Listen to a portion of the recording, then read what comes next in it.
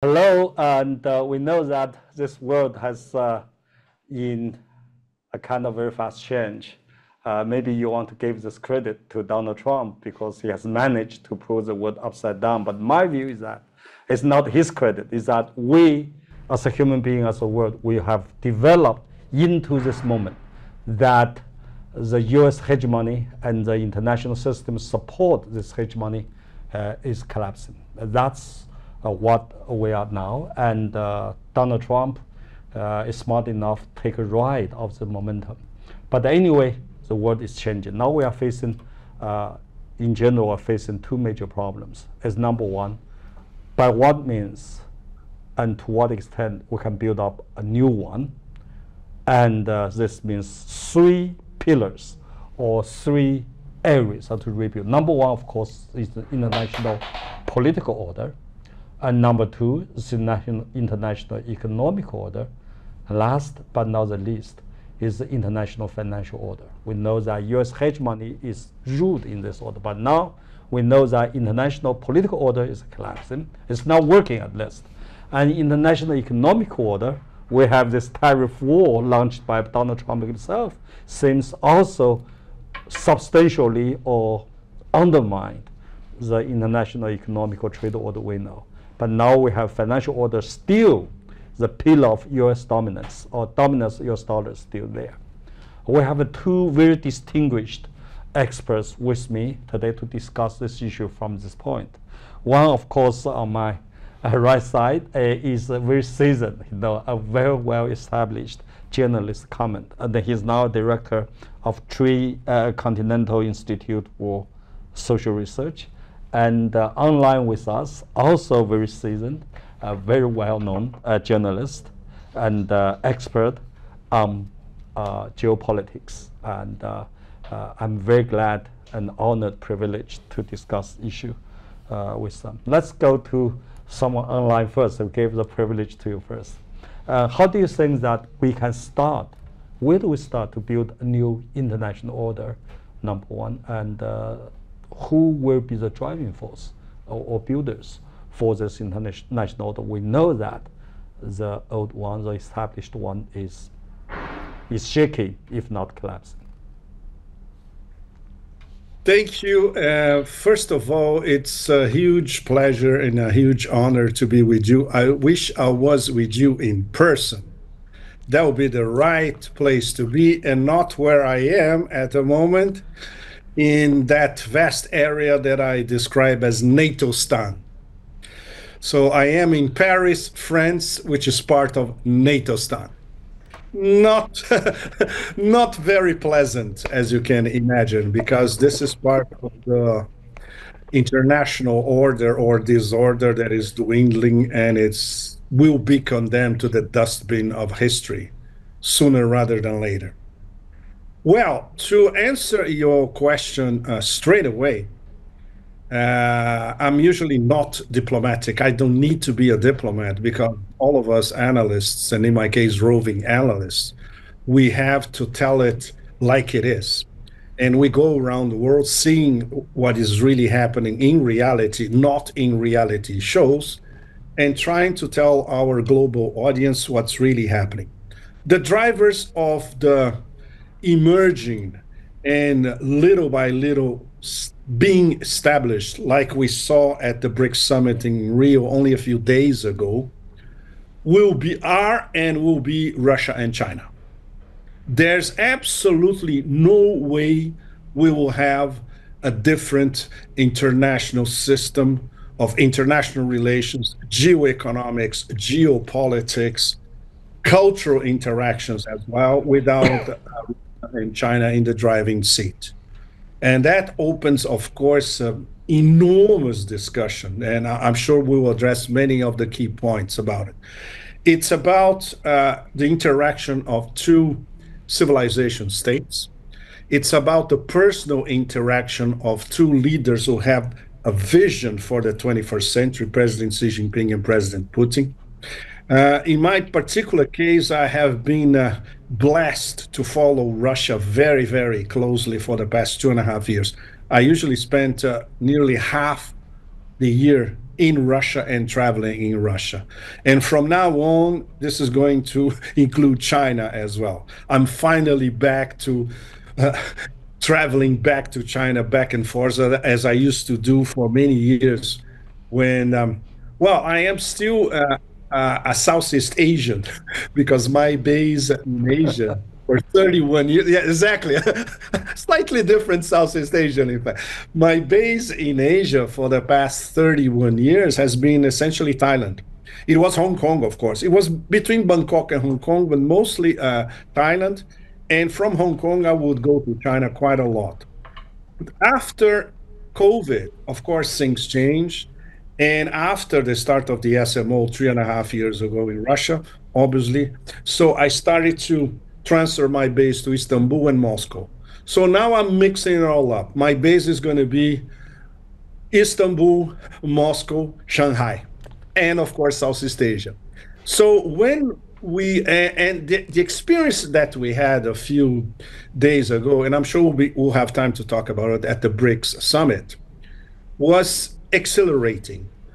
There were not exactly great expectations for this BRICS summit. And in the end, after the BRICS Business Council session, especially 2 days before the formal start of the summit in Rio, and I would say the 1.5 days of actual summit, and when we look at the 137, 138 point final declaration, the Rio Declaration, there are reasons to be cheerful. And we did not expect that. Many of us, we were very critical of the Brazilian presidency before.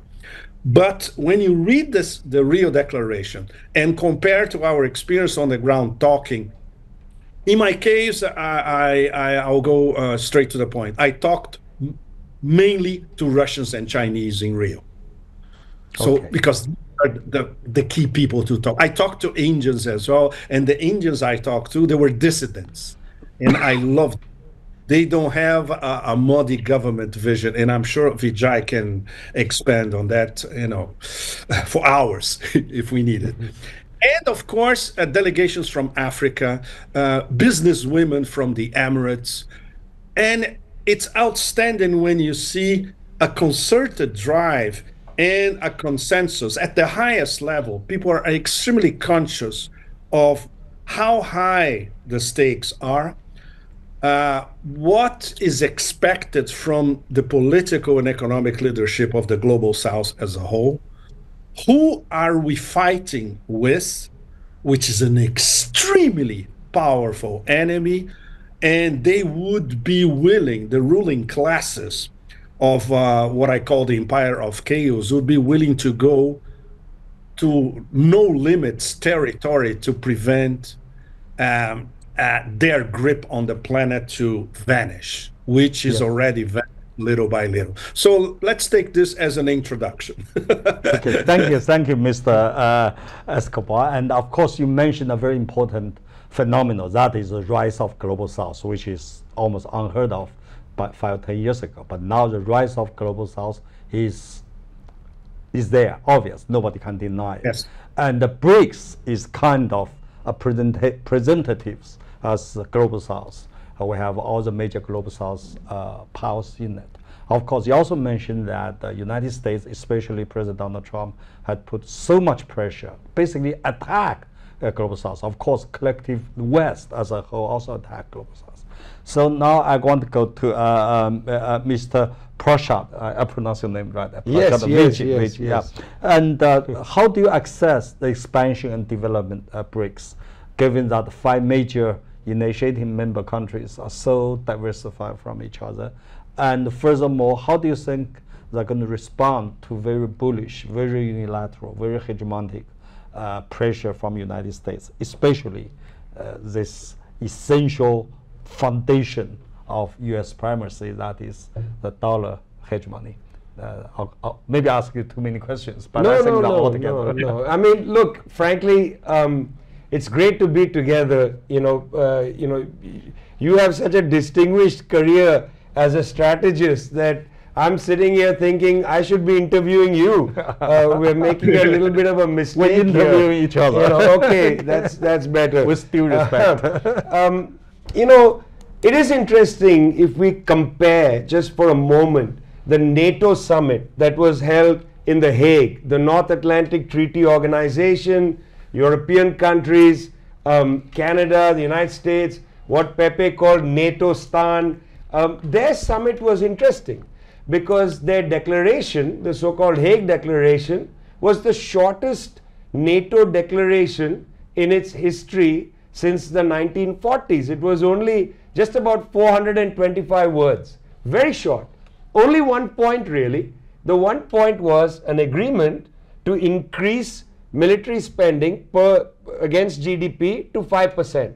5% of GDP.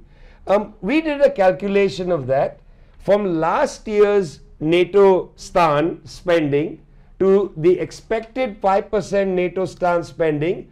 NATO is going to increase their military spending from over 2 trillion to over 3 trillion. That means by $1 trillion. That is an enormous waste of money and shows you what the project is from the United States and its allies. Its project is a combination of war and austerity.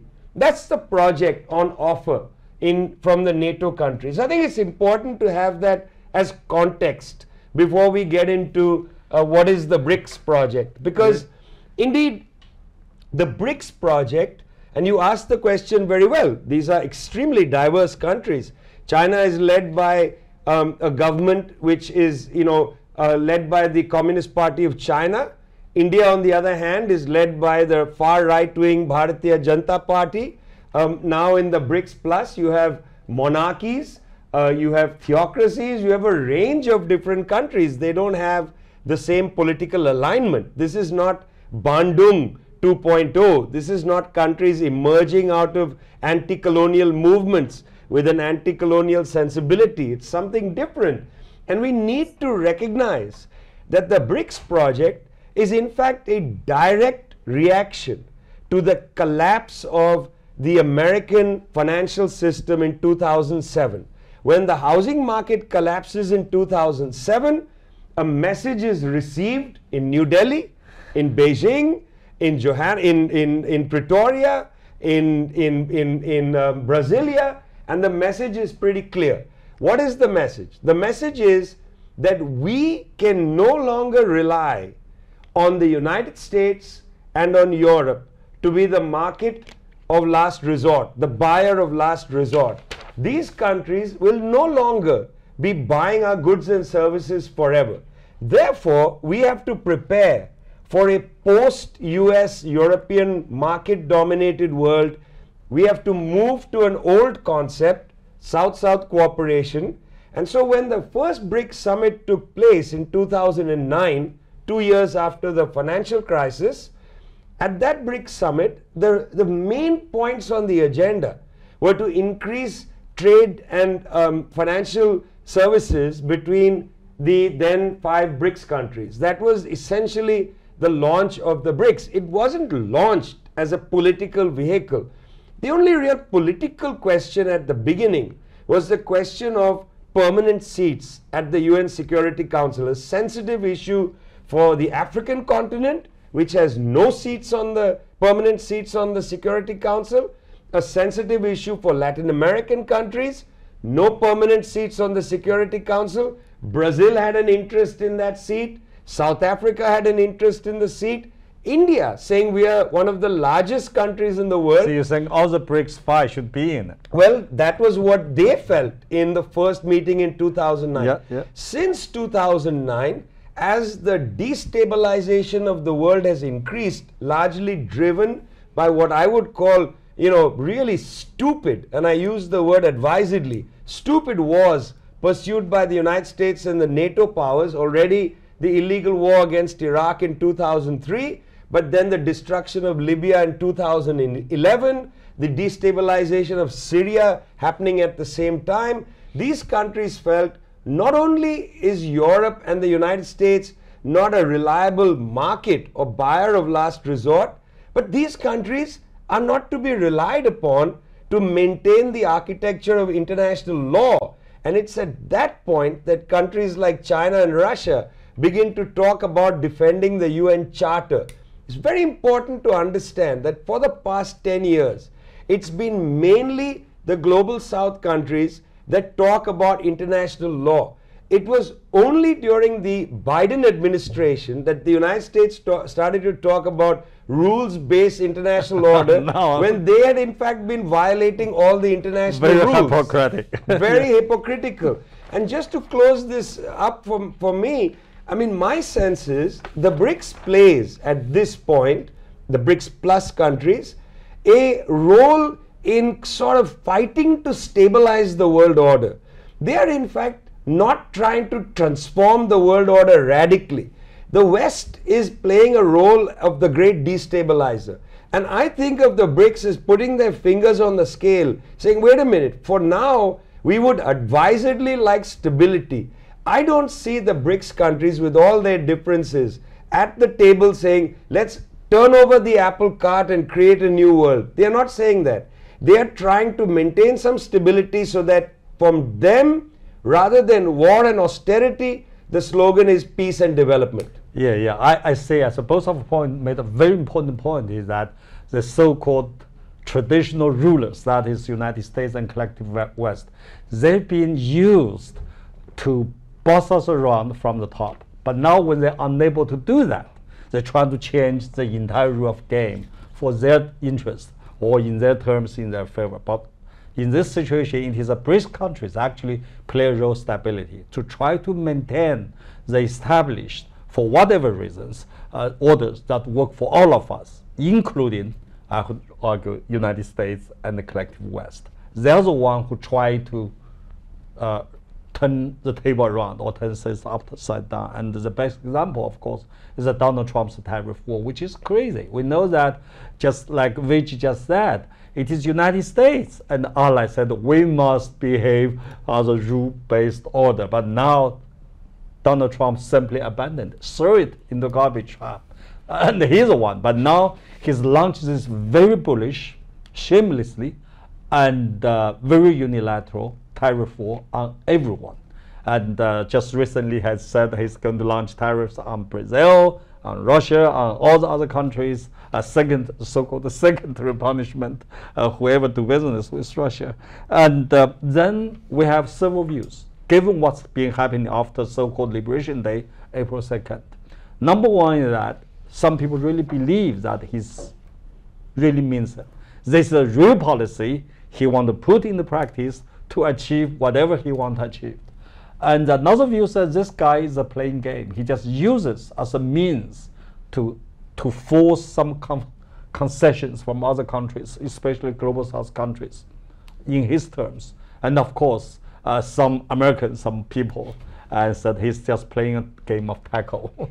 He just gave a very high price and then negotiate down by himself. As he got this nickname for tackle president, for whatever. And moreover, his tariff war seems more specifically more harsh on the global south countries. I just mentioned on Brazil, on all those countries doing business with Russia, and so on and so forth. So my question to both of you is this. Let me start again with Mr. Escobar. That first, you are in Rio right now. What's your observations? What's your view how the Brazil are initiating member country of BRICS to respond to Donald Trump's this shamelessly bullish pressure? Do you think that Brazil and other global South nations at large can stand up against him? And do they have such a resolve? If they can, by what means? What do you think will be the outcome for all of this? Well, the 50% tariff temper tantrum, quite childish, according to the main character, typically childish. And one thing that the Brazilians are very good at is mocking the gringo. Gringo means, of course, Uncle Sam and derivatives, right? So instantly, Trump became a figure of mockery all over Brazil. And this threat, it was an unexpected boost to progressive forces and real patriots in Brazil because it unified the country virtually in a matter of minutes, including people who some parts of the, I wouldn't say the extreme right, but the right as well, people from the financial markets, people from agribusiness as well. If these 50% tariffs are implemented, they will suffer as well. And Brazilians are instinctively, they are not politically attuned at a very high level like Italians, for instance, or French. But instinctively, they understand a threat, especially a foreign threat like this one. And one of the details was particularly telling. Trump has threatened to tax the indigenous Brazilian system of payment settlements. It's called PIX. It's a very, very simple system. It's a wonderful system. You have a bank account and you have a QR code tied to your bank account. And with that, you can pay for anything you want. For instance, anybody who hails a taxi in Rio, São Paulo, they pay with PIX because the taxi driver has a PIX QR code as well. So Trump also wants to tax this indigenous Brazilian invention, extremely popular, like over 90% of the country, they use it. Why?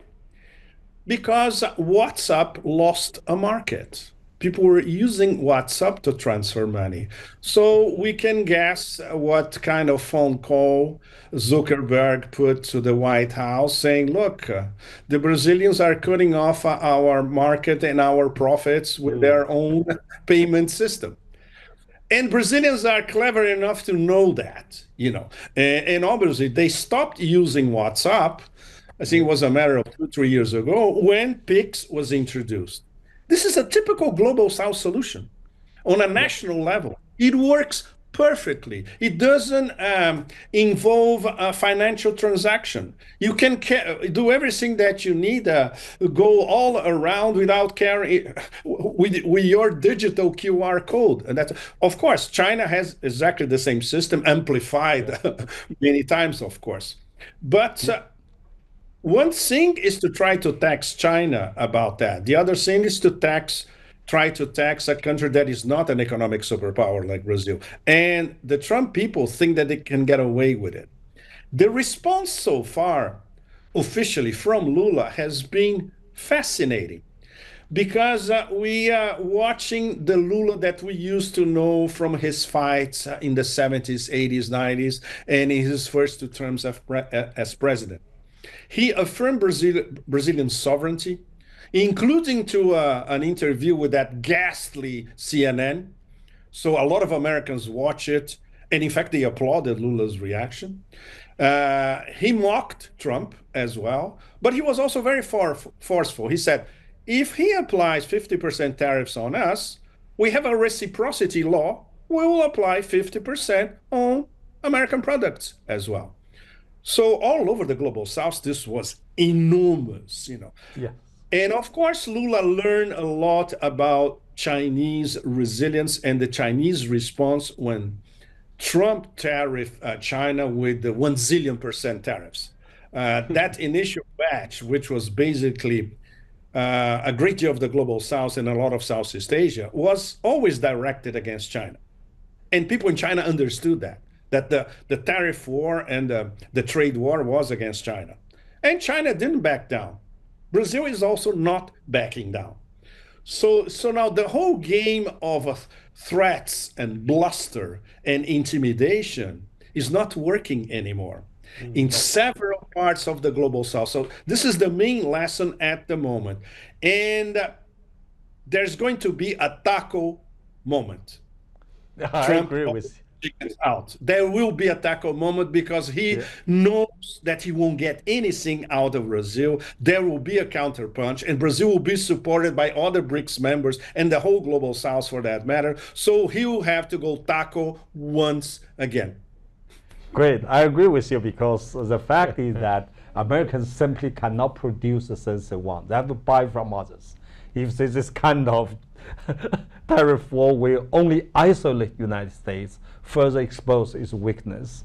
And of course, as a person, President Donald Trump will be a tackle president. But no, here, let me quote Vijay. You have two lines I really like. One, you said this kind of tariff acquirement or tariff demands or tariff war is a new colonial extraction. And you also said, let me quote you, the US tariffs are not about fair competition. They are economic warfare to maintain dominance. So I want you to elaborate on that. Yeah, you know, that's interesting that you picked those lines up. The first thing is that Donald Trump doesn't, and his advisors don't really understand that we live in a world that is no longer the world where tariffs could actually work. You see, tariffs could work in a world where intermediate goods were not so fundamental to the economy. In other words, when you buy a phone and the phone says made in China, in fact, inside the phone, there are component parts that are made in Germany, that are made in the United States, that are made in other countries, because those intermediate goods are imported by the final producing country, which then assembles it and sells it to the final market. That's called the socialization of labor. So a lot of the countries that Donald Trump wants to put tariffs on, are actually selling goods to the United States in which there are intermediate goods produced in the United States. So in the end, he's going to put tariffs against US companies. And that is just a crazy thing. You know, tariffs worked in the 19th century, in the first half of the 20th century, when you largely had national economies. When the production cycle is almost entirely globalized, tariffs make no sense. That's the first thing. This is a senseless policy. And I'm really surprised that a lot of world leaders haven't directly talked about intermediate goods and how this is really not a smart thing to do in a world economy which is so fundamentally globalized. So that's one thing. But secondly, what's interesting is that of course it's economic war. When a powerful country uses tariffs, it's warfare against weaker economies. When a weak country uses tariffs and subsidies, it's to help build up their economy. That was effectively the argument of Friedrich List. List argued in the 18th century about the need for tariffs, and then later Alexander Hamilton, who headed the US Treasury, argued for the infant industry thesis. The United States used subsidies and tariffs to build up their manufacturing against more powerful economies in Europe. When weaker economies use tariffs, it's to build their economies. When powerful economies use tariffs, it's economic war. And what this is going to do is it's going to turn countries in the global south to accelerate their integration with each other and do less business with the United States than buckle to the tariffs. I mean, why would you, if you've already started to essentially decouple from the US market and try to increase your sales to Africa and Asia, why would Brazil surrender to the United States, leave the BRICS, go back to, you know, being a complete vassal state? Why would it do that? It has markets for soybeans in China. It can sell its component parts for mechanized goods, mid-level mechanized goods to economies in Southeast Asia. It actually doesn't need the US market. Strikingly, this is Donald Trump doing a kind of maneuver where he's trying to say, if you don't blink, I might have to blink. I mean, it's actually a game of blink where eventually the losing side is going to be the United States, because even if Brazil surrenders, that's actually not good for the US market. No.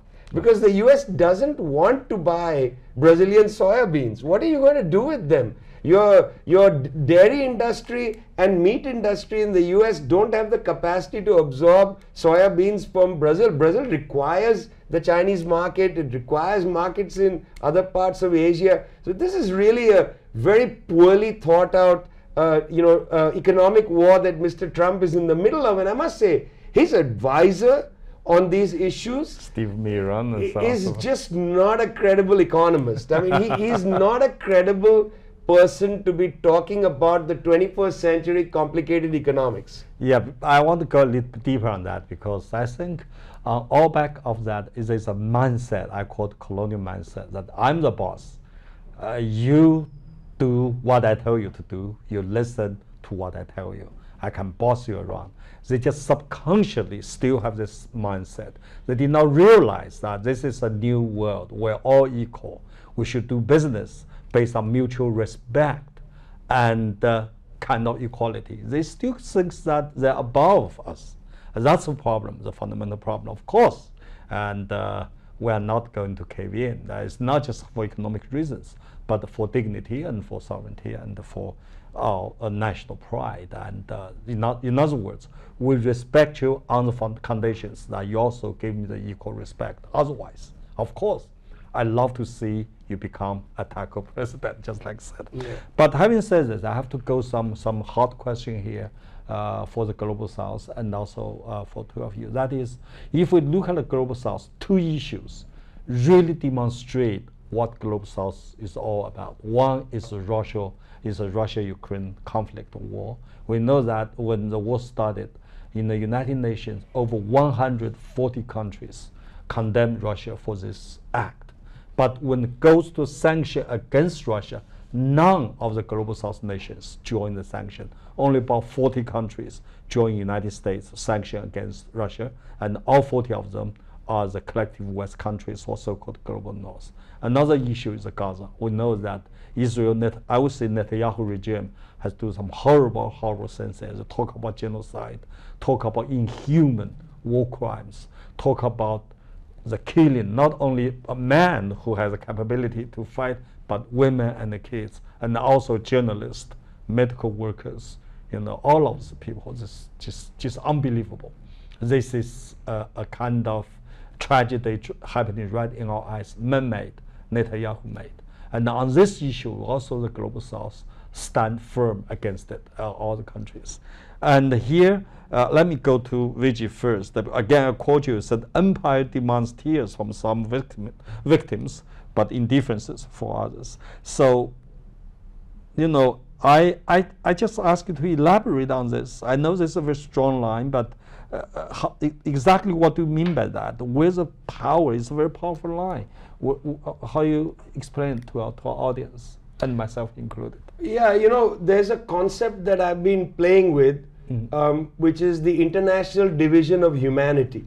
The International Division of Humanity was demonstrated between 2022 and 2023 with clarity.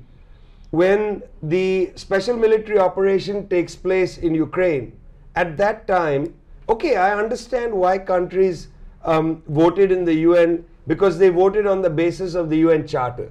There's a boundary, Russia crossed the boundary, they condemned it. Yep. On the other hand, Western countries just went crazy. They immediately asked for Putin to be given an International Criminal Court warrant. They talked about the children's lives being ruined. The death rate in Ukraine was not so high in the early period. The Russians were not bombing Kiev. They were not massacring civilians neighborhood to neighborhood. They were not wiping out entire lines of families. In fact, the West opened the door to Ukrainian refugees, gave people immediately residency papers, and so on. There were streams of cars. The Russians didn't even bomb Kiev airport. Kiev airport is still functioning today. The Russians didn't fight a war against the Ukrainians like the United States fought in Iraq. It wasn't scorched earth. They didn't bomb the power plants so that there's no power in Kiev, didn't destroy the water plants and so on. And yet, in the West, there was outrage. In fact, a government spokesperson said blonde-haired and blue-eyed children are being impacted in this war. That was one side of the International Division of Humanity. And by the way, I've covered wars, Pepe has covered wars. Nobody likes a war. Nobody is in favor of any child having to listen to a bomb blast. Nobody is in favor of any child having seen their families die, being maimed and so on. We are completely against that.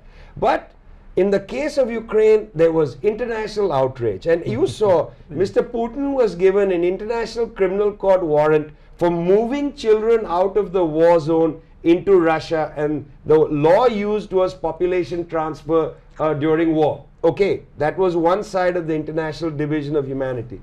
After the 7th of October 2023, Mr. Netanyahu let the dogs wild and they began to slaughter Palestinian civilians. They went house by house, neighborhood by neighborhood, 200-pound bombs on civilian areas, 500-pound bombs on civilian areas, wiping out entire family lines.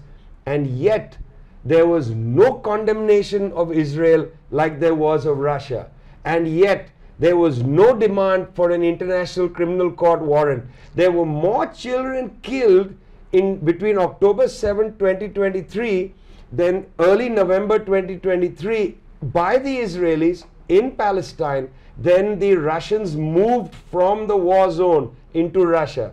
More children killed, mind you. In Ukraine, they moved the children out of the war zone. There were more children killed, and yet there was no sanction against Mr. Netanyahu. This is an international division of humanity. It is okay to slaughter the Palestinians. It is outrageous to slaughter blonde-haired and blue-eyed children. Not slaughter, just even just move them, touch them. That is outrageous. So this is a kind of racism. I call it an international division of humanity. It's not exactly racism because it really cuts deep into the heart of how international law is used. Yes. Why was Mr. Netanyahu not served with an international criminal court warrant the moment he started ruthlessly bombing the homes of children and killing children, entire families of civilians in Gaza? Why not? That's a question. Because if you're going to equally apply the Rome Treaty, which sits as the basis of the International Criminal Court, if you're going to apply the International Court of Justice rule of order, which is through the UN Charter, then it should be applied equally. Why is it applied unequally? Why are ICC warrants, International Criminal Court warrants, so liberally sprinkled around African leaders, leaders from Yugoslavia, Russian leaders, and not Western leaders? Why wasn't Blair taken to the ICC? Illegal war against Iraq. George W. Bush, illegal war against Iraq. It's not me saying it's illegal. Kofi Annan, the UN Secretary General, to BBC on the first anniversary of the war against the Iraqi people in 2004, he declared to BBC when he was asked, is the war illegal? And after some questioning, he said, yes, it's an illegal war. There was no UN Security Council resolution. Why was there no ICC warrant? Because that's a war of aggression. That's what an illegal war is, a war of aggression. So if international law is not applied in equal terms between all peoples, there's an international division of humanity. Yes, we know that the United States and the collective West always champion so-called human rights and so forth. But now we see what I call is an institutionalized racism and discrimination. And the so-called, just like I said, there's a division on this issue. Let me ask Mr. Akbar a more complicated, deeper questions about the reason why the cause of this bloody war between Russia and Ukraine. Of course, the West said this is a pure Russia invasion, period. But if you look into history, you know it's more complicated. It actually started in 2014 when the West kind of put up a color revolution in Ukraine, and after that, round after round of enlargement of NATO really put huge pressure on the security of Russia, and that's why Russia responded. In other words, I'm not going to justify the war. What I'm saying that if we really find the essential reason of this war is what we call Cold War mentality and Cold War behavior. Cold War mentality, we know the Warsaw Pact collapsed, Soviet Union disintegrated, but why NATO, which was established vis-a-vis Warsaw, still there? Looks the very existence of NATO seems that Cold War mentality still there. And 5 rounds of NATO enlargement led by United States more and more push closely on Russia is also Cold War behavior. That has to be stopped. Now I want to ask you, I know that you have wrote a lot and also made a lot of very good research on this, about this Russia-Ukraine. I want to hear from you, Mr. Akbar. How do you think about this? What's your view on this? Well, we should have a whole day for this discussion. No, I know you have 5 minutes. Immensely complex. So there's a huge challenge for me, because in a few minutes I'll try to summarize over 10 years of what's been happening over 10 years. Yes. Well, let's start with Maidan in 2014. By the way, Maidan in 2014 happened not entirely by accident, only a few months after China announced officially in Astana the start of the new Silk Roads. So obviously there were people in DC, in silos of information, in the CIA, of course, in the industrial military complex, in the National Security Council, who at least some of them were paying attention to what's happening across Eurasia. So why 2014? Because they judged it was the right moment for a color revolution in Ukraine. Again, they had tried before, it didn't work. And as part of a long-term process to finally detach Ukraine from Russia and turn Ukraine into a battering ram to undermine Russia in the Western borderlands. This was not decided in 2014. This had been decided years before. And we can go back all the way even to the beginning of post-Soviet space Ukraine in 1991, 1992 already.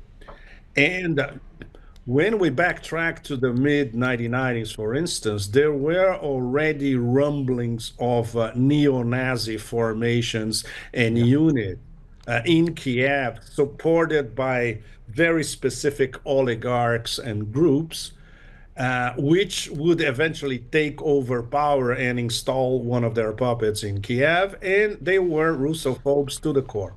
And to put a simple label on all of them, neo-Nazis of several different strands. Well, 2014 and Maidan, of course, immediately there were loads of sanctions against Russia afterwards, of course, because of how Russia did not, in fact, react very, very strongly in terms of Donbass. Russia did not incorporate the Donbass right away in 2014. They were not strong enough for that. And this was admitted later on by some people like Medvedev, like some people in the Russian Security Council, even indirectly by the Ministry of Foreign Relations, but years later, right? And of course, Crimea. Crimea, there was a referendum in Crimea, and everybody in Crimea, over 90%, voted to be back to Russia. I went to Crimea a few years later, and I talked to people in Crimea back to back, from Simferopol to Sebastopol to Kerch, crossing the Kerch Bridge, everywhere. And everybody that I talked, including Tatars, they were saying, of course, because Russia in a few years in Crimea, they did more for Crimea than Ukraine in several decades. We had nothing. Kiev never cared about Crimea. And Russia is starting to rebuild Crimea. And now when you go to Crimea now, it's practically rebuilt by Russia. Same thing with Donbass. Well, Donbass is a much more complicated story, of course, because that brings us to the SMO in 2022. For our audience to have an idea, I was in Istanbul when the so-called peace agreement apparently was agreed upon, and our Turkish hosts were ecstatic right away. They said, we made it. They have a deal. It's about to be signed. And as you know, in our audience know, this lasted only a few hours because it was immediately squashed by the Anglo-American axis, of course. The situation of Donbass was extremely touchy at the start of 2022. we have to backtrack a little bit to the end of 2021, when President Putin and the Security Council in Moscow, they sent letters to Washington and to NATO proposing a rediscussion of everything under, I would say, the definition was very precise, in fact, indivisibility of security. I'm quoting. This means the security of Russia, the post-Soviet space, Eastern Europe, Western Europe, NATO as a whole is indivisible. It's security for everyone. Security for one, security for everyone. So we need to sit at the table and discuss it thoroughly. There was what we usually call in the US a non-response response by Washington. Basically, they barely read the letter, and they even deigned themselves to sit down with, let's say, the Russian Minister of Foreign Affairs, for instance, with Sergei Lavrov, and start discussing it. No, it was dismissed, essentially. The Russians took no. The Russians never forget. Never, never forget. Okay, fast forward to 2 months later, more or less. At the start of February up to mid-February, the SVR, Russian Foreign Intelligence, they had surefire information because they have informants all across Ukraine, from Kiev to the borderlands as well, that there was an imminent blitzkrieg of at least 100,000 Ukrainian troops on the left side of the border, or unofficial border with Donbass, supported by state-of-the-art NATO weaponry, and they were going to invade Donbass from, in a flash. So they had 3 dates for that. It would be mid-February, late February, or early March. This report landed on Putin's desk. So he had a matter of a few days to make a very, very crucial decision. Second item.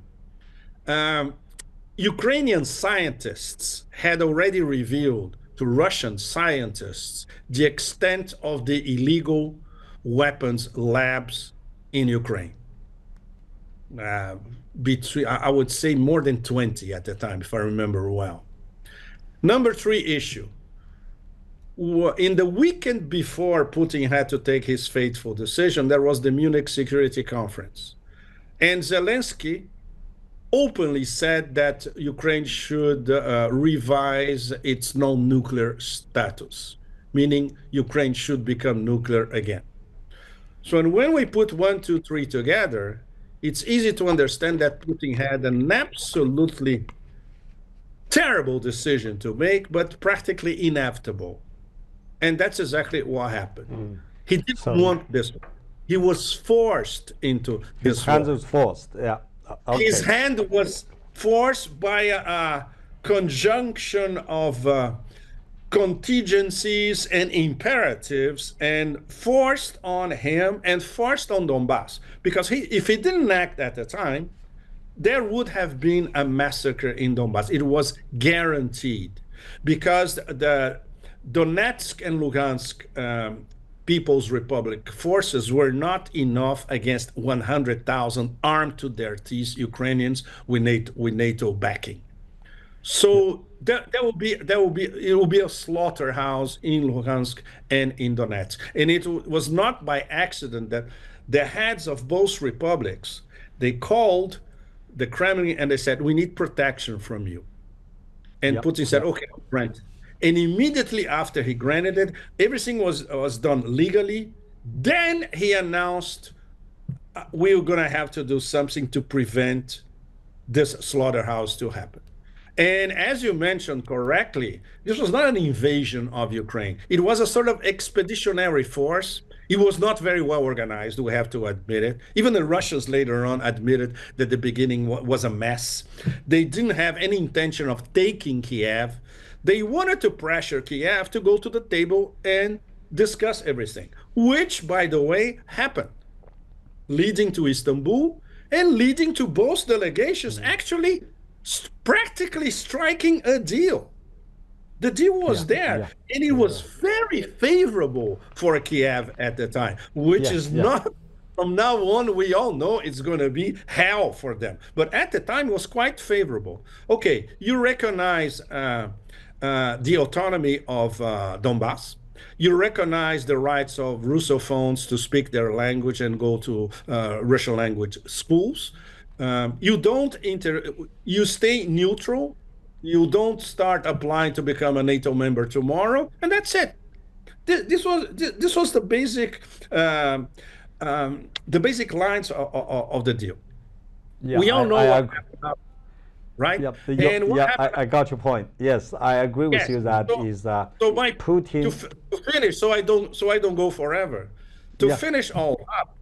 The reaction, as Vijay was saying correctly, the reaction from Europe was beyond hysterical, because this was always plan A. Plan A was to force Russia to invade Ukraine.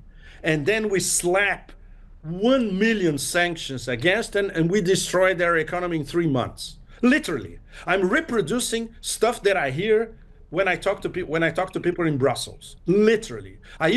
Just so you know, I even had friends, I don't have them anymore, obviously, who redact sanctions against Russia. So at the time, we used to talk as well. And they were expecting, oh yes, we're going to destroy the Russian economy is a joke. If they're out of SWIFT, and if they cannot trade with anybody, and if they are sanctioned to death, they collapse in 3 months. And of course, the most important thing, what would happen next? A color revolution. And then they will have a Yeltsin 2.0 in power. It's always, Vijay knows this very well, it's always the same playbook. These people, even if they are relatively well-educated, some of them, they are not very creative. They cannot think outside the box. It's always the same playbook. And that's why they are pitiful, because we can see them right away, even before they apply their plan A's. And there's never a plan B. Which explains where we are now. I agree. Because there's no plan B. The plan A was to destroy Russia. Russia now is stronger than ever. So what do? We don't know. When I was in Europe, some European friends said, oh, look, China should step in to help us to stop this. So I said, look, as Europeans, you have very strong emotions. I can understand. But you don't have a clear-cut position at all today. You have a lot of demands and preferences, but you don't have any policies. How can Chinese work with you? Or how can any others work with you? Because you don't know what you want.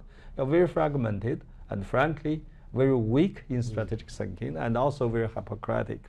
But I have to use a few minutes here. I have to go to Vijay and you. A very tough question. We know that what happened in Gaza is horrible. We also know that Global South has a strong solidarity against to condemn Israel, especially the Netanyahu regime. But here I have to mention that India's attitude and position on this is at best very ambiguous. And for example, India distanced itself in this condemnation of this genocide, this horrible sense. So is this a kind of abnormal or not abnormal from India's point of view? And also I want to argue that do the Global South as a whole have enough room for this so-called independent in the policy, or this really undermined Global South in a way that it seems that we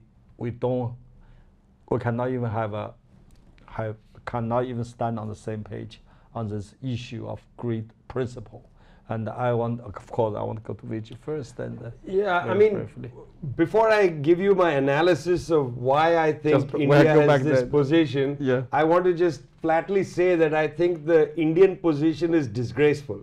I don't agree with it at all.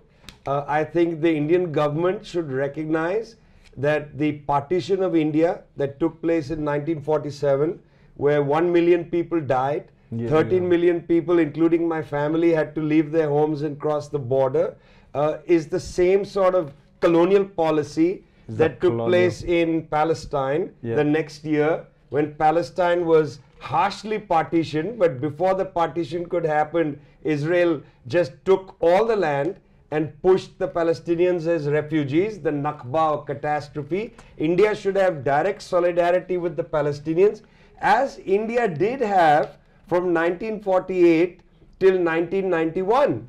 But a lot changed in 1991. In 1991, the Indian government was directly informed by the United States that with the collapse of the Soviet Union, if India wants to have a normal relationship with the United States, they have to first make peace with Israel. The road to Washington goes through Tel Aviv. That was a direct line told by a US man to the Indian government. And India, for the first time, began to recognize Israel.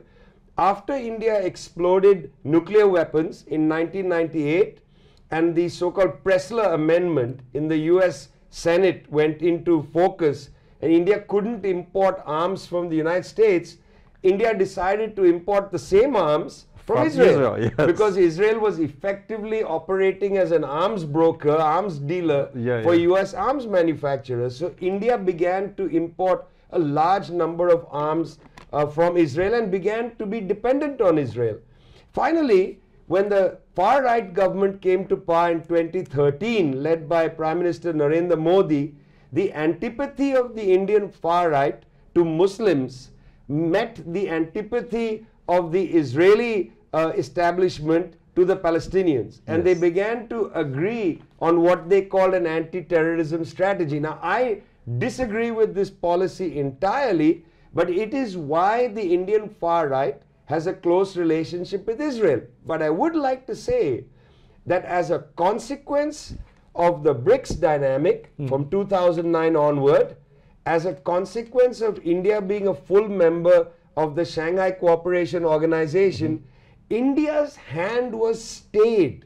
In other words, Prime Minister Narendra Modi could not go to Tel Aviv, embrace Netanyahu and say, we stand with Israel. No. That was not permitted. No. So all India could do was to say, we support the two-state solution right through the conflict.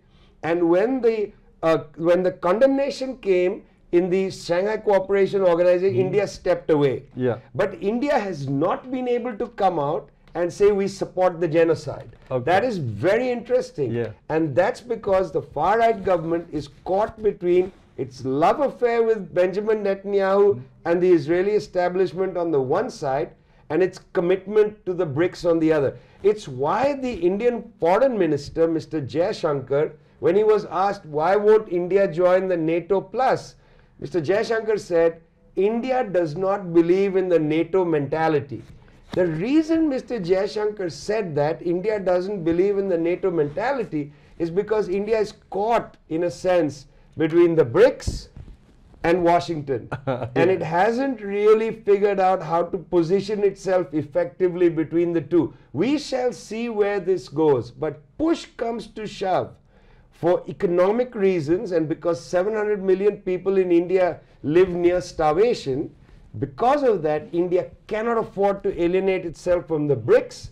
South-South trade is going to increase. Despite the far-right government, India is not going to go back and cuddle with Washington, D.C. and stroke the hair of Benjamin Netanyahu. It just can't happen. Okay, do you have anything to add to that? Escobar is a very strong and rational analysis or statement. Mr. Escobar, do you have anything to add to this? Yes, Vijay's analysis is absolutely spot on. And the problem is India holds the presidency of BRICS in 2026. Yes. How are they going to solve this cosmic dilemma during the preparation of the summit, which is going to be extremely important next year, especially with Trump going completely off the rails? And how they're going to sit on the same table with the Arab nations, with Muslim nations, with Iran, with Indonesia, and explain to them that they are still hedging their bets when it comes to Israel. Yeah. Okay. Let's move on to our. We are asking ourselves this question in Rio, only a few days ago. Yeah, we are coming back to this question again later on because we do have a space section coming back on this on the BRIC summit next year in India, because I think India has a larger kind of issue to deal with in terms of relationship between Global South and the United States and collective West. But the next one we noticed in recent years, quite a few global South nations has tried to move up the economic development. In other words, we know that after World War II, there is a kind of tendency that the developed countries, the collective West, try to lock in the global South nations as resource suppliers, as a lower end producers, so that they can, benefit most of the development on the higher end. We know that in 1960s in Latin America, we have this theory called dependency theory. That is, United States deliberately make the entire Latin American to be dependent on U.S. economy, to be the suppliers, to be exploited, and so on and so forth. That's called dependency theory. And when I was a PhD student in political science, I studied this theory very carefully, and I know. But now it looks like from Brazil, for example, Brazil tried to break away from this kind of being locked in a place, being exploited, being exposed to the so-called multilateral nations, multinational companies, and we see Indonesia and India, and of course China takes a lead into this. And this just individual behavior, or in your view, is a trend that global South not just step up politically, but economically, they also step up to be a more driving force in the prosperity, in the development towards prosperity. They become more and more economically independent in the globalization of economy. In other words, the increase of the influence, increase of the cloud, increase of capability in the economic situation is not just because they become more and more independent, but because the capability, the way they produce stuff, the manufacture stuff, is less and less dependent on the so-called collective West. That really step up. So I want to ask two of you this question, because I know that Ekoba, I read in your Sputnik line, you said the Monroe Doctrine now serves Wall Street. Frankly, read the context, I know what you mean, but just I take this line out. I know you have more to elaborate on this. Well, it's a trend, absolutely, all across the global South. And this is one of the main themes at the table on all the BRICS discussions. For instance, last year I had plenty of time to talk with BRICS Sherpas and people who were part of the BRICS Business Council. And then only a few days ago, the most important day at the BRICS Summit was not at the BRICS Summit, the 1.5 days of the summit itself, was on the previous Friday, the BRICS Business Council Day. So when we had basically the pulse of the global South, we had delegations from all over the global South, from BRICS members and BRICS partners, discussing their plans, investment plans, looking for investment, models that they are testing, and this overlapping with what the Russians last year were always discussing. Basically, they were saying, look, we are testing all sorts of geoeconomic models here. We're going to have a system called BRICS Bridge, which is inspired by M-Bridge, which, for instance, when the Thais buy oil from the Emirates, they use the M-Bridge system, and they don't need to use their currencies. And the BRICS are thinking of doing it a BRICS version. There is a system called the Unit, which is a fascinating project. I followed this project from the beginning. It's Russian with Chinese input as well. It's they describe it as apolitical money based on a basket of currencies and gold. And it would be similar to the BRICS bridge in terms that you just use this unit, and you can store this unit anywhere you want. And with this unit, any transaction is possible. Bypassing SWIFT. Bypassing SWIFT is, I would say, the #1 tenet now of the NDB. And the announcement was made, not by accident, at the end of the BRICS Business Council Day in Rio, by the Russian Minister of Finance, Anton Silvanov. And it was fascinating because practically nobody was paying attention. This was at the end of the day, after an NDB meeting. And then one of Putin's top economic advisors, who was also there at BRICS Business Day, he was talking to a practically empty room. And then he was talking only among Russians. We were a part of the audience. And he was sent explicitly by Putin as one of the top members of the delegation to reinforce the fact that Russia is deeply involved in studying any sort of geoeconomic and trade model bypassing the US dollar and obviously bypassing SWIFT. When Silvanov announced it, he said, from now on, the NDB, the BRICS Bank, may, okay, not will, may become the major platform for mega loans and to finance mega projects across the BRICS sphere. And then comes the two crucial words: bypassing SWIFT. We're going to that point. What does that mean in practice? De-dollarization in practice, without saying is de-dollarization.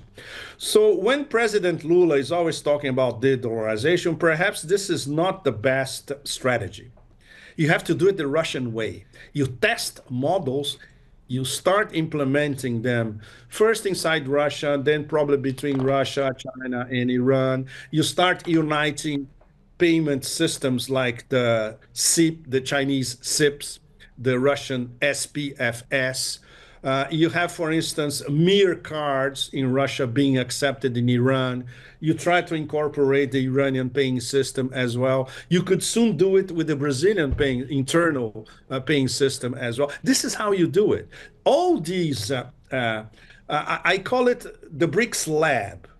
All these lab experiments, they are all advancing towards the same goal, which is increasing de-dollarization and increasingly bypassing SWIFT. So this new role of the NDB from now on is going to be extremely important. But this opens a new can of worms, which obviously we won't have time to discuss it here. But basically, I'll try to summarize it in 1 minute. The statutes of the NDB are all in US dollars. So you need to revamp the NDB completely and start to make it work like a real alternative development bank and not like a copy of the World Bank. This is going to be wow. So especially the Russians and the Chinese, they have to be at the forefront of these changes inside the NDB. And this means supporting President Dilma Rousseff, because by herself, she won't be able to do it by herself. Yeah, she will need institutional support from the top two guys in the room, Russia and China. Yes, exactly. I know that from the RMB as a trade currency for oil and other energy product. We also know that BRICS talk about payment system and cross borders and so on and so forth. And also, we should say, thanks to Donald Trump's policies, really have hurt the American dollar dominance. And of course, Biden administration's weaponization of dollars does not help at all. All of this has created momentum of de-dollarization. But my question here, since you come to here, is that I want to go to Vijay, is that to what extent that you think the United States can still maintain its hegemony in the global financial situation? How far are we truly from establishing a more reliable and fair global financial system, based upon a multilateral mechanism? Or let me put it in another words. Can we really break away from U.S. dollar, dominance, and in a foreseeable future? If so, by what means and how? I mean, it's more complicated. I want to go further on that. So, Vijay. Well, there's a couple of things. One, the currency question is not merely about what you trade in, but it's also about what wealth is held in. And that's an interesting issue because as of now, because of the correct policy of having capital controls, most of the major BRICS countries don't allow the free flow of finance in and out of their country China also doesn't allow land to be alienated. Not only can foreigners not buy land in China, but the Chinese citizenry merely lease land from the state in China. The assets in places like China, places like Russia are not easily alienated, which means that if you are a rich person and you are going to hold your wealth in renminbi or in rubles or whatever it is, and you want to convert it immediately into fixed assets because you don't have faith in the money, the two conversions, one are bonds and the other is tangible assets. The bond market in most of the BRICS countries, not very well developed, not very well trusted by the world's elite. Most of the world's elite still park their money in Western bond markets, which actually become the basis for the loans given through the International Monetary Fund to countries in Africa, Asia, Latin America, and these countries are now continuing to pay more to service the debt to these bondholders than on their own education and health. So actually, if you are a rich person, and these are the people that do drive the agenda in financial markets, there is a kind of protection of the role of the dollar where an alternative is not on the horizon. Now that's in the question of where you park your wealth. And I must say that rich people in Europe, in Germany, don't park their money in euros in the DAX. They park their money with BlackRock in New York. Many of the elites in other European countries also favor parking their money in the city of London or in New York, which is why, in a sense, the European elite is so vassalized to the United States, unable to develop an independent foreign policy for their own continent, an independent economic policy, because their wealth is sitting in US dollars, either in illicit tax havens somewhere in the Atlantic, or sitting in the banks and in the hedge funds and investment funds in the US. By the way, the elites in the third world, in the global south, also keep their wealth in dollars and frequently in the city of London, in illicit tax havens, and in Wall Street. So the momentum in terms of an alternative place to keep wealth is not available. Now it is true that there will be a lot more trade reconciliation. In other words, when two countries trade with each other, they most likely will use what are known as local currencies or some digital mechanism to trade rather than go through the dollar. It's very true that we've seen an increase of reconciliation trades take place without dollars. But whether we'll see an alternative to the question of where wealth is being held in this period is to be seen. I have not seen a good proposal. Unless we actually go ahead and say, let's just tell the rich that they cannot dominate the world financial system, we're going to expropriate all their money in illicit tax havens, they will continue to wield an enormous amount of financial power on the financial system, and they are not going to permit, without even taking us to catastrophic war, they are not going to permit their wealth to be expropriated or its value to be lessened. Yep. They have shown that they are willing to destroy countries in order to protect their wealth, and I would not underestimate their ruthlessness, because this elite is not only decadent, it is extremely dangerous.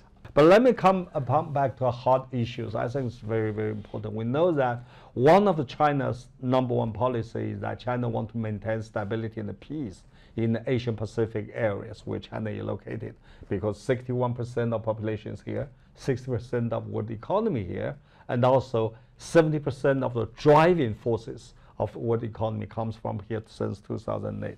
But they also know that United States try to build up a network of so-called allies and partnerships, countries like Philippines, Thailand, Japan, and Korea, and also India in that case. The purpose is very obvious. They try to contain China through this kind of partnership, strategic partnership allies.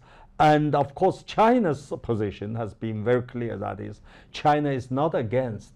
Actually, China is very happy to see any country to develop a good bilateral relationship with the United States on the condition that this relationship is not targeting China is not to contain China. So that's kind of position.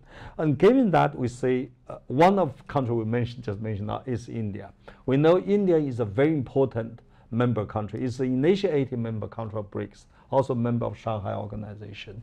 But also India has cultivated and trying to cultivate a good relationship with United States and collective West, either for arms purchase or for security reasons, and also, of course, is a balancing act vis-a-vis China, against China. This is understandable. But I want to ask two of you that to what extent this kind of balancing act among the global South nation countries, such as India, will impact on the solidarity of South nation, global South nation, especially on China, because United States has made it very clear that United States want to network, strengthen its alliance or partnerships in this region just for one purpose, to contain China. So does global South nation as a whole should have a clear attitude, a ground or position on this, should stand on the same page, or should be kind of individual treatment depending on which case? Or in other words, we know India has always put forward this non-alignment policy and even non-alignment 2.0, like my good friend Shuaim just said.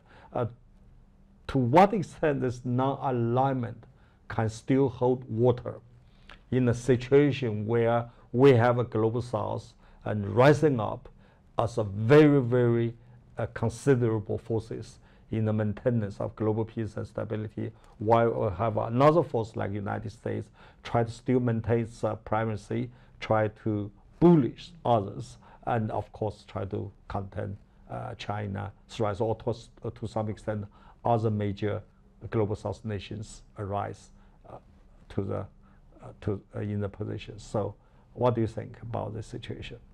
Let's go to you want to start, Vijay? You want to start? Veskaba first, please. Vijay, you want to start? No, you go ahead. This is a. Go ahead. Well, look, frankly, Pepe, this is a tough question because it leads us to think very seriously about the question of what it means to have solidarity. Yes. I mean, I would say pretty definitively that the countries in Asia, let's just take the case of Asia, need to settle outstanding differences. Frankly, the differences between China and India have nothing to do with the border. The border dispute is not a dispute. It's about cartography. The question between India and China is not cartographical. It's political. The border issue is not created by Indians nor the Chinese. It's created by bloody British. It's an old. The cartographic problem is a colonial problem. I agree. Yeah. But the problem between India and China is political. It can be solved. I would highly recommend that on 3rd of September, when General Secretary and President Xi Jinping is going to welcome Vladimir Putin, President of Russia, to Tiananmen Square to celebrate 80 years against the fascists, I would recommend that Mr. Modi come along as well, and they have a G3 meeting there where they begin to use their Russian ally effectively to bury the hatchet between India and China. And I think India can easily solve its problems with Pakistan. There are roads to a solution there. Unless Asia unites, Asia will be a place where the West is able to come and meddle. There is no hands-off Asia in a disunited Asia. And I must say, there's an old Syrian poet who said, our enemies don't come through the front door. They crawl under the door like ants. We let them come in because we allow ourselves to be disunited. We must unify, otherwise we will be prey to their sensibilities. That's why I said, this is a question about solidarity. It's not just a question, about the disunity. Can we come together? And I sincerely hope in my lifetime, China and India find a way to deeply, deeply improve their relations. It's one of my sincerest hopes for the rest of my life. Yeah, Mr. Escobar, from the third party's point of view, how do you think that the solidarity can be maintained while each country can pursue its national interest? Well, first, we have to be very clear about the change of paradigm. We are right in the middle of a change of paradigm over the last 6 months. Now we are in a much more dangerous situation. We are in a no rules-based international disorder with a circus ringmaster theoretically in control, but of course, going off the rails. Trump in himself is not the main character here. He's being manipulated. He's clueless. He doesn't listen to intel reports. He doesn't read, and I get this from people who are close to him. He doesn't read anything. If you need to have an information or an idea imparted to Trump, you have to reduce it into a sound bite or a 3-second mantra. 3 or 4 words max. That's his attention span. Or in the case of Tulsi Gabbard, she was thinking of doing Fox News segments to explain foreign policy to him. And I'm not joking. So this is extremely dangerous, because the guy who can theoretically order, okay, let's press the nuclear button, he's clueless about how the world works. He didn't know what BRICS was. He didn't know what ASEAN was, and he still doesn't, of course. So, and his mindset, which was formed by making dodgy deals in Queens and then in New York City associated with very dodgy characters, it's now extrapolated to the presidency. This is extremely, extremely worrying. When we look at his favorite diplomacy tool as tariffs, as Vijay explained at the beginning very, very well, that's it. There's nothing else. He doesn't understand the meaning of diplomacy. This whole charade before lasted, what, at least for 3 months, about ceasefire and peace in Ukraine, which started with, I can solve the war in 24 hours. Okay, maybe 1 week. Okay, maybe 3 months. Okay, maybe I need to talk to Putin in person. In the end, it was a charade, because he was incapable of addressing the root causes of the proxy war in Ukraine, which was started by his own government before. So how can he be a peacemaker of a war that the United States started? That's completely really ironic. It's absolutely ironic. The global South, on the other hand, considering, I would say, the steady progress of multilateral organizations these past few years, BRICS, Shanghai Cooperation Organization, Eurasia Economic Union, the Russian notion of Greater Eurasia Partnership, which includes Eurasia as a whole, CELAC in Latin America, ASEAN, of course, which is an example for BRICS, how ASEAN works, the notion of centrality, the notion of ASEAN sitting down with China at the same table and discussing their problems in the South China Sea, for instance. All that gives us, let's say, a glimmer of hope in terms of these interlocking multilateral organizations getting closer and closer. And of course, if we can dream about it, why not in 2 to 3 years we have a merge of BRICS, Shanghai Cooperation Organization, and Eurasia Economic Union, for instance, because they are all working towards the same goal. And many of the members, most of the members belong to those three. Very, very important. The case of India would be, to summarize Vijay's position, stop hedging your bets. You have to choose a camp. There's no other way. India has to choose a camp. And it's not by accident that during the BRICS summit in Rio, I had wonderful conversation with Chinese academics at the highest level, many of them associated with Guangzhou. And some of them were telling me very diplomatically, there is a tremendous loss of trust between China and India. And this is very dangerous for BRICS and for the global South. So this is probably the #1 issue to be addressed.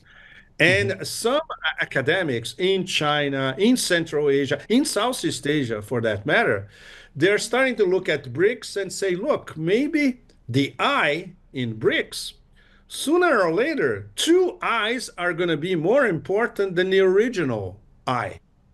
What are they referring to? Iran and Indonesia. Indonesia, yes. Exactly. Actually, this brought us, because of time, we have so many other questions to discuss. I wish we could have another round of discussion here.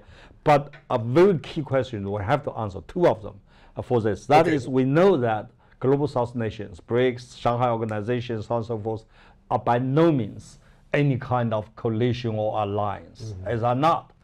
They're not a kind of alliance coalition against anybody else specifically. If there's any characteristics of global South, it's diversity.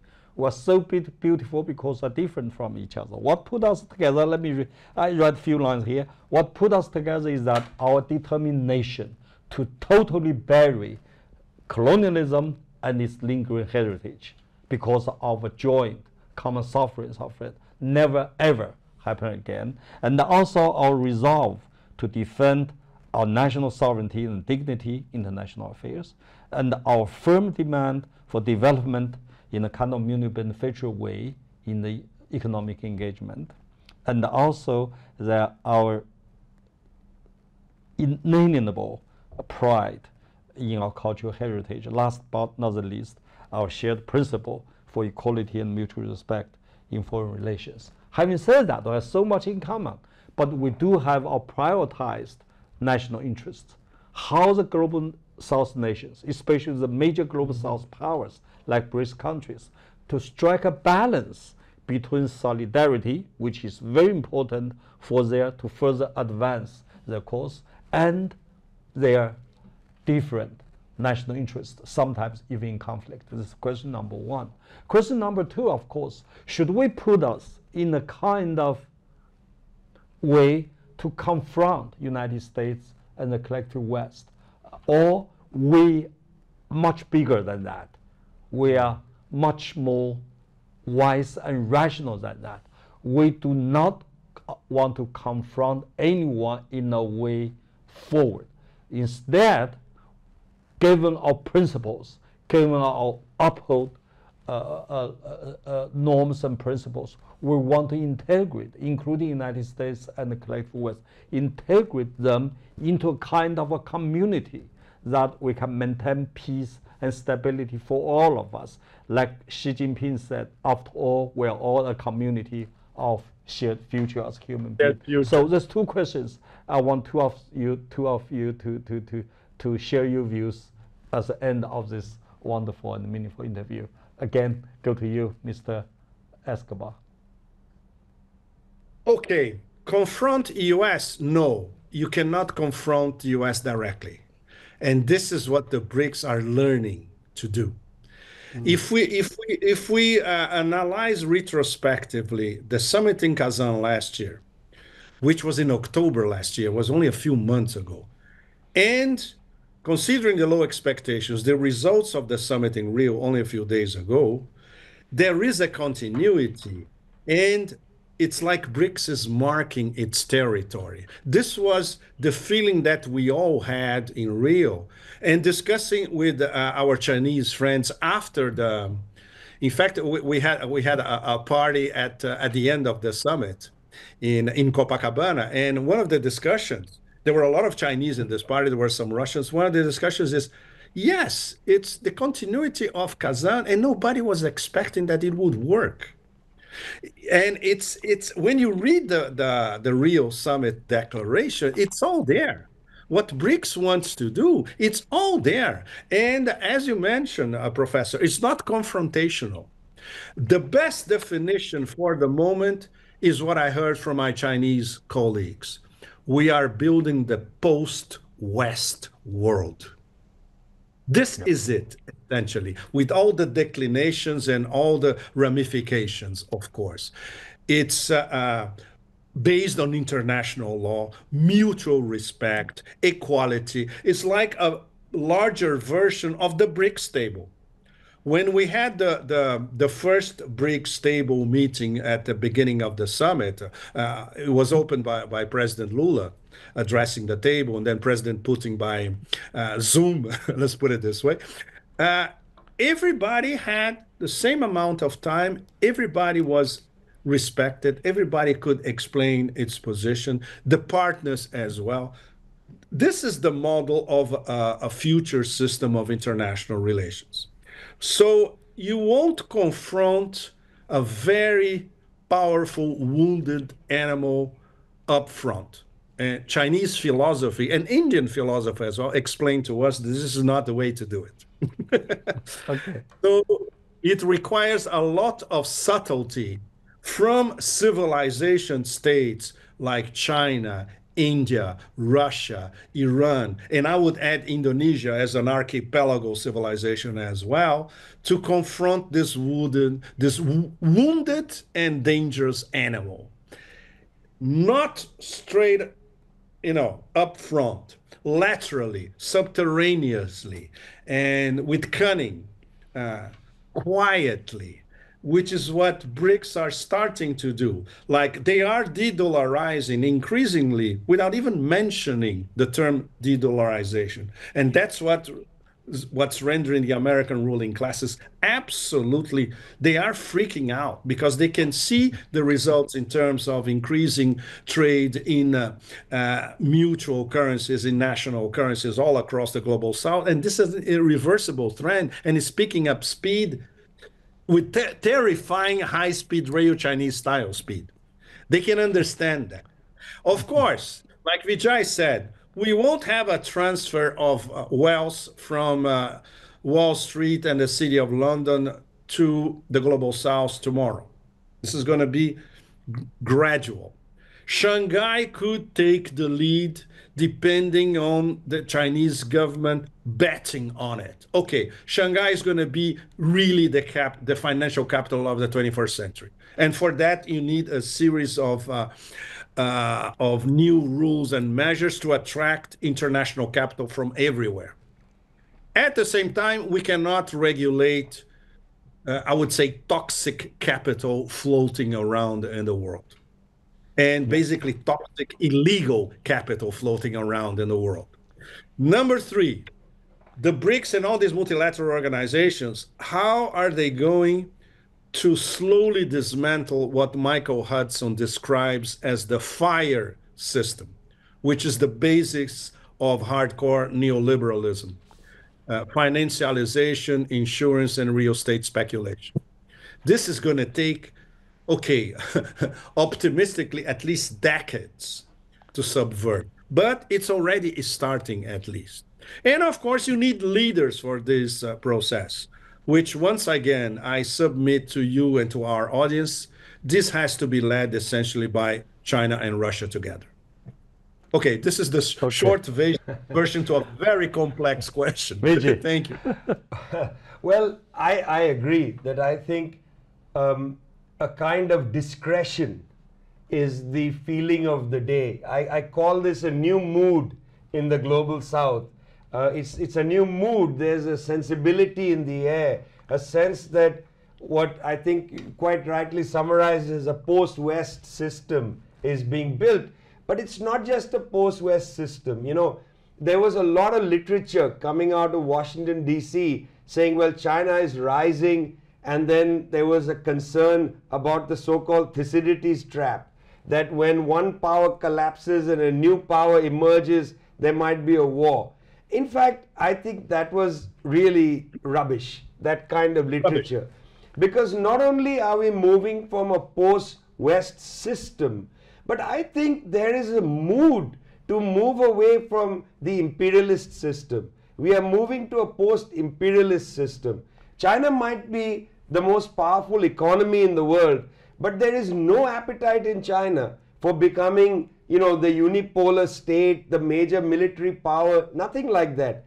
I think what we're moving toward is a world order of multilateralism, the promise of the UN Charter, which is why I believe the world is given a choice now. Yep. The NATO countries are saying it's war and austerity, and the BRICS plus countries are saying it's peace and development. Exactly. Peace and development without battleships everywhere and military bases and so on, but bridges. We want to live in a civilization where people are not just blowing up bridges, but building them. And the United States has forgotten how to build bridges. It's very good at blowing up bridges. The BRICS plus countries may not be so good at blowing up bridges, but they're really, really good at building them.